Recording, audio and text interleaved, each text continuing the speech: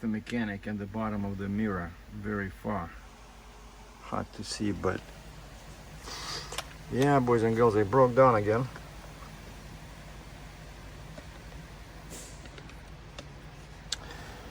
And there was a guy next to me, I mean in front of me. Now he's gone. Had some issue with steering. Not sure what the deal with this guy is, but his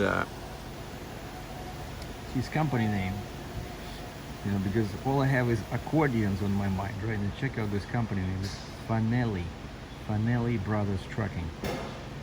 And to me that sounds like a accordion maker name, you know, Stradivari, you know, like basically a manufacturer of musical instruments in Italy. I learned so many things, you know, thanks to this little green accordion. I learned so many interesting things about accordions in general, and Italian and Russian accordions in particular. It's a very interesting experience. So, but for now, I don't have it with me. I gave it up to Ron, the repair technician, to tune it a bit. I want a bit more tremolo, or musette as they call it, or vibrato as he called it. Vibrato, basically more accordion sound. And so now I'm on my way to Baltimore. This is Dansville, New York. I came here Friday, and then I figured, what's the point of going, because I wanted to check my tires. And actually, yeah, I didn't break down. I was joking about that. But I did check them myself. I went around the truck, and I didn't test all of them, but I checked enough myself with the gauge to see that I needed professional help. Well, I can bring the pressure down, because, you know, some of them were 135 psi, where my highest, heaviest rated tire is on the trailer. It's supposed to be 125 psi, but you talk to any technician, they'll tell you that you're crazy, they're not rated for that. And then I bring them over, I show them the sticker on my gooseneck, and I say, guys, it's a 60-ton RGM. And even on my 55-ton, I remember, was the same thing. It says 125 psi, not even 120, 125.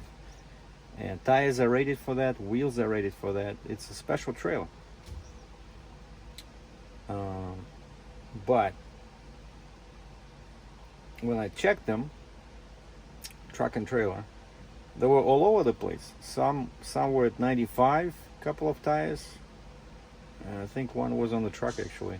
The one next to it is 135. You know, it just doesn't make much sense. And the same story on the trailer.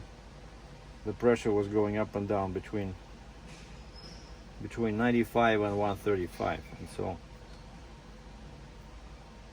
and I'm thinking, okay, I can bring down the pressure from 135, of course, that's easy. I can bring it down to, you know, let's say 120. But then how do I raise the pressure? Even if I had that hose, you know, that you can connect to your brake system, I tried that one once. They don't work very well.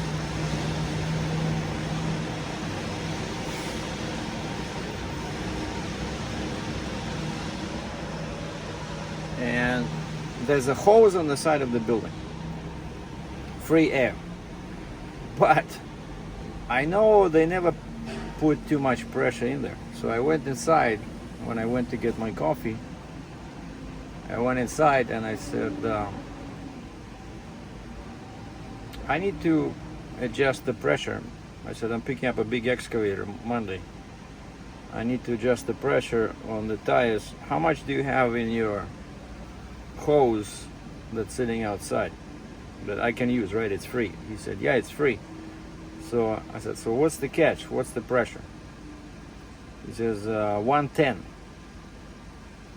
I said, maybe 120, because he said at first 110, 120. He says, no, it's more like 110, because he says, you guys you know, overinflate tires, and then they keep blowing up in the summer. And I started explaining to him. I said, no, I got a special trailer, special truck, heavy haul, you know. And eventually he said, oh, okay, maybe that's why. Because he didn't agree with me that 125 was normal for my tires, you know. Like, they always argue with you, right? But that's understandable, because they don't like working. I know for a fact that it's dangerous. They don't like working with high pressure like that, because, you know, if the tire blows up, it can kill you. Like, it's not a joke. But you see, now he says, okay, pull in like this, and he says, I'm gonna pull you forward once we're done with the truck. So now he's adjusting the pressure on the truck, and I see that some tires he was taking the air out, and now he's adding the air. I think that's the tire that I find was like 95 psi. And I asked him, I said, do you have a tool like this? I said, could you please, you know, any tire that you see has lower pressure, please make sure you tighten the valve. And he showed me he has not this baby thing that I bought at a truck store, but he has like a screwdriver, and on the top it has this end, and that's what they use. So very easy for him to reach in. And I said, yeah, please do me a favor and tighten all the valves on tires that have low pressure, because sometimes I find that's what happens. You know, let's say you're changing your tires, right? And they give you new tires at the shop, and they put like 85, 90 psi in there, and they always keep those valves loose, because this way they inflate faster, you know. And so I always make sure that on my new car, and the same I do when I buy a new truck. That's the first thing I do. I get new tires, I go around and I use this thing, because I don't have the big one, and I use this thing to make sure I tighten all the valves. Because yeah, I think once I had a flat tire on the trailer back when I was a company driver, and one tire blew out, and the guy couldn't find a nail in it. I was just curious. I said, so why did it blow off? And then he couldn't tell me. And then the same thing happened 2 days later. I was on my way to California. I see again a tire sits very low on the ground, the outside tire, you know, in a tandem, and usually that's a sign that the inside tire is flat. And so I look inside. There's hardly any gap between the tires, right? And that's again a clear indicator that one of the tires is flat. And so I kicked it, the inside tire, it was flat, and I took it to the shop, and the guy again didn't find any nails. So I said, what's going on? I said, this is the second time I have a flat tire. The first one just blew out because I didn't notice it in time. And this guy found exactly this. He found that the valve was losing air. But I think that one, he had it wasn't just a matter of tightening it, like the valve was defective. He had to replace the valve. So what I'm trying to say is that quite often valves can cause issues. No, the guy just finished that side, and he was there in one of the tires for a very long time. And so I jumped out. I wanted to, and I asked him, I said, hey, how low was that one? Because I could hear he was not releasing air, he was adding air. And he was at it for like 5 minutes, you know.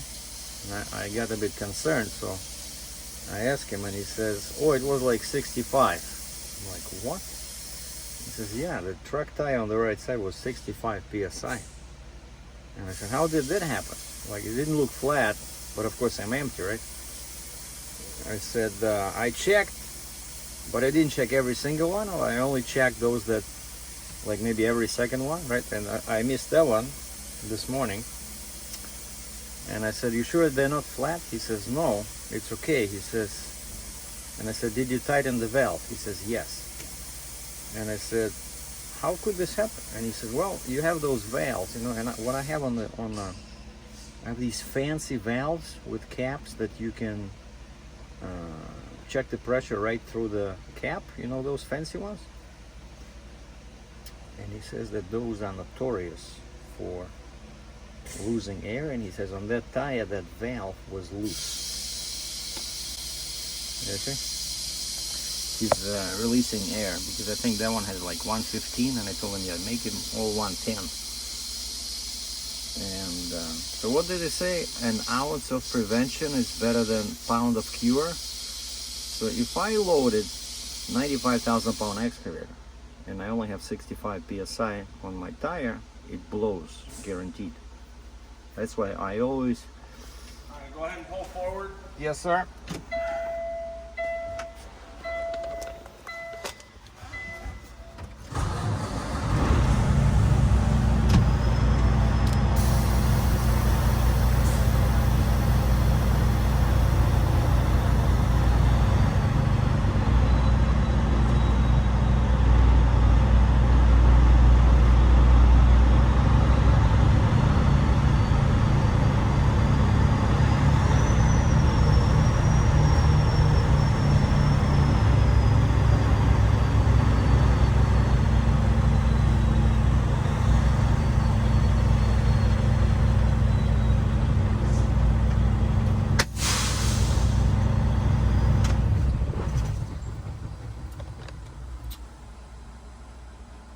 It was not easy, you know, pulling in here with a huge trailer like this, and I raised the front axle,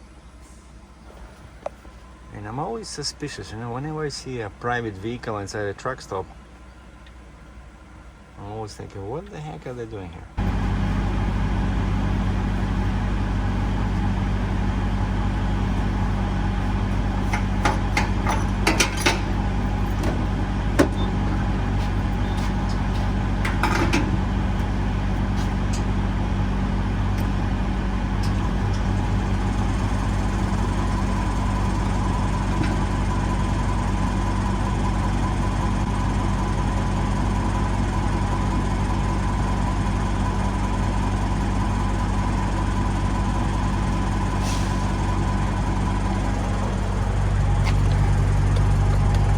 Price today is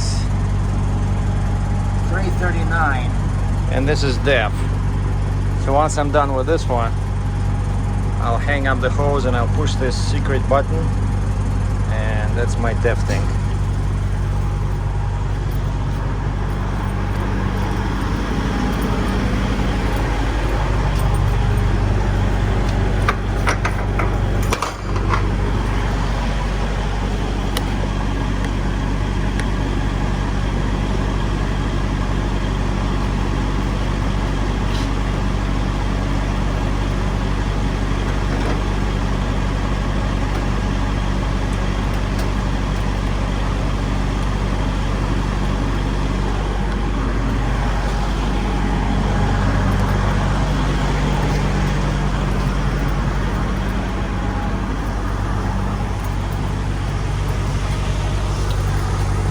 And you have to prepay, which really annoys me because I can never guess exactly how much I need. So asking for $450 US.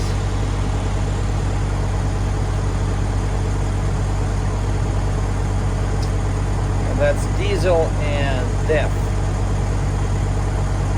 Basically, you always ask for a higher number because if you don't use it, it'll go back on your card, right? But you know, I don't like asking for too much because then, especially since my card is Canadian and I'm in the States now, sometimes that charge will be sitting there, and sometimes, you know, I need all the money I have on the card. And the rain stopped. Now we have beautiful air. There's some nasty looking clouds, and that looks like a very old Volvo, something that I started driving on, like my first truck. I still remember was similar to that one. When I got my first truck at Challenger Motor Freight in Cambridge. It was a Volvo. I think it was a 97 Volvo, because this was 2005. Now check this out. I gotta leave like $40 for DEF. Man, this is not good.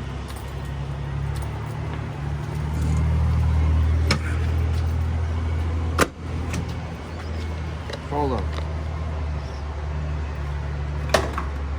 I was in need of fuel.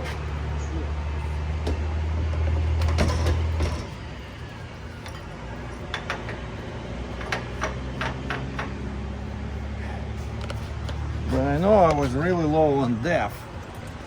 And so what did I ask him? 450. I think I need about $40. Shoot, it's already I only have 35 left.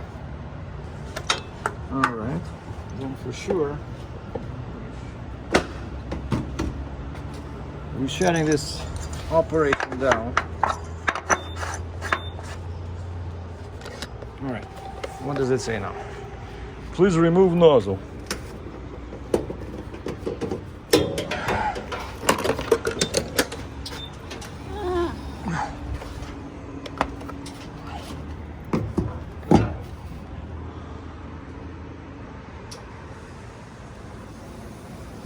Well, maybe that's enough, like $35 US. Let's see how much I get. It's oh, it's $3.35.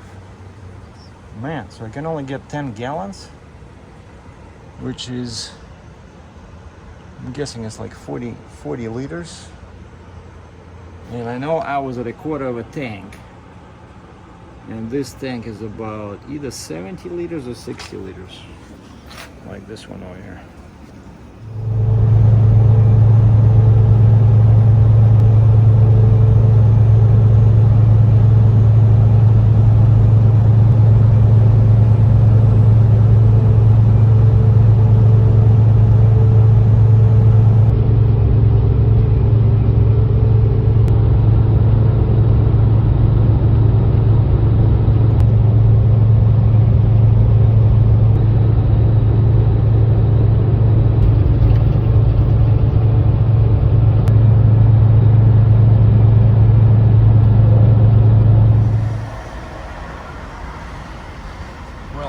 To Pilot in Duncannon. Diesel today is $3.93.9, and this is one crazy truck stop to exit from. I barely made it in because there were people rushing towards me, because everybody's flying over here. The speed limit is 45, but people are rushing. You see, like this guy right now, that guy is flying. Oh, actually, he's not going too fast, but there's a constant traffic. Like, it's very hard to find a gap, you know? And so the only way, and over there, the curb is all broken, the yellow curb, because people keep hitting it. Oh man, and this guy is turning left, so this is going to be fun to see. So let's see. I can tell you a secret, because there's a lane in the middle. So there's 2 lanes this way, 2 lanes that way, 2 lanes that way, and there's a lane in the middle for people that are turning. And the only way to do this is to go into that middle lane. All right, let's see, and check this out. Brrr. See, people have to pretty much come to a stop. They really should. Oh, and that's what he did. See, he went in, yeah, he went in the middle lane. Good stuff. That's how you do it. But very, very dangerous, so.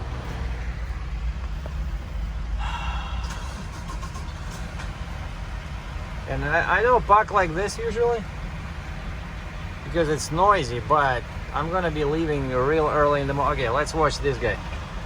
That must be a master at work, because these guys, you know, these day cab drivers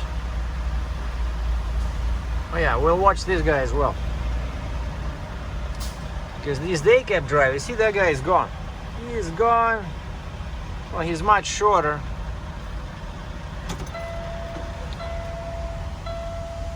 Now this guy, check this out. There's people flying here. He just pulled into traffic.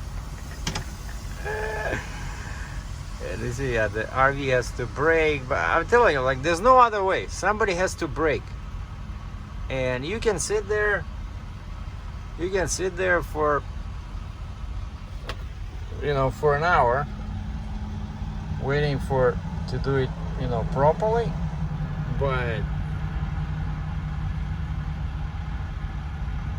there's way too much traffic.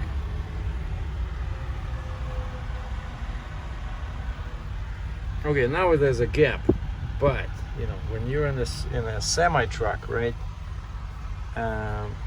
You're very slow. Wait a second. What happened to my?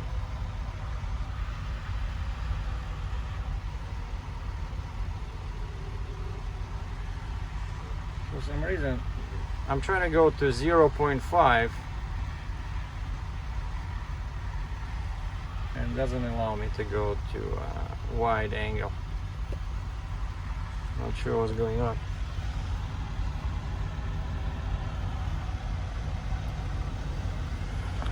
So yeah, you see this? One after another. And this is Sunday. Sunday, time now is 1:34 p.m. Eastern time. Now you can imagine what's happening on this road at 4 p.m. on a Monday, Tuesday, Wednesday, Thursday, Friday. I'm telling you, it's you don't want to be exiting this truck stop because it's just nuts. No, but yeah, if you think about it, like the exit from the truck stop, you exit on a 4-lane road. Like whoever designed this, did not have all the marbles up here.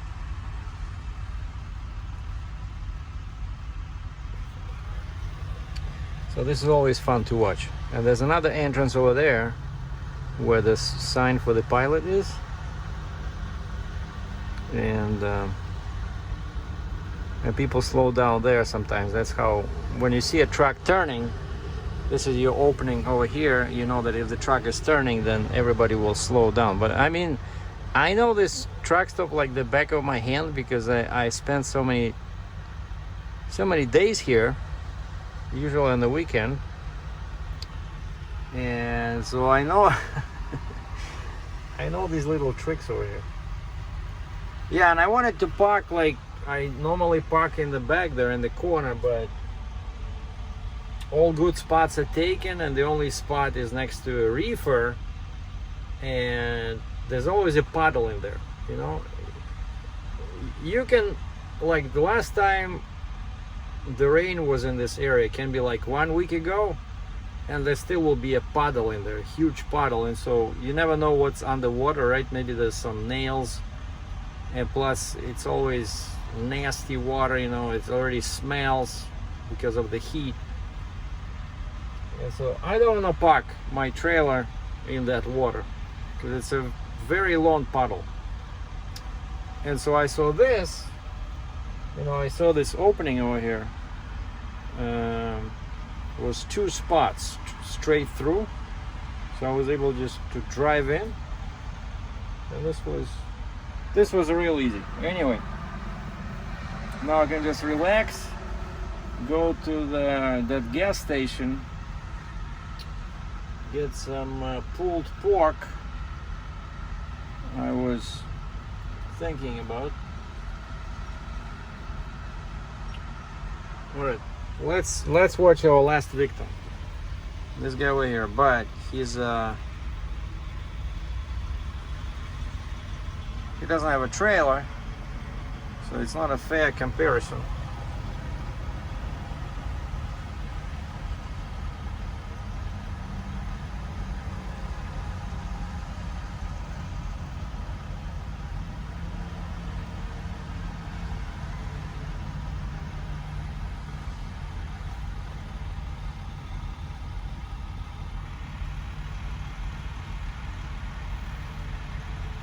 which way he's turning. Looks like he's turning left, but he doesn't have a signal.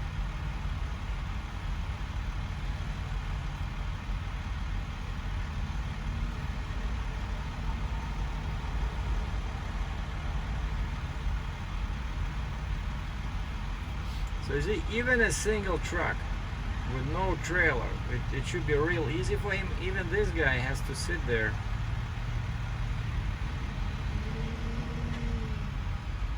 And still, you see, people have to, that guy, the green car, almost hit him. All these guys have to slow down.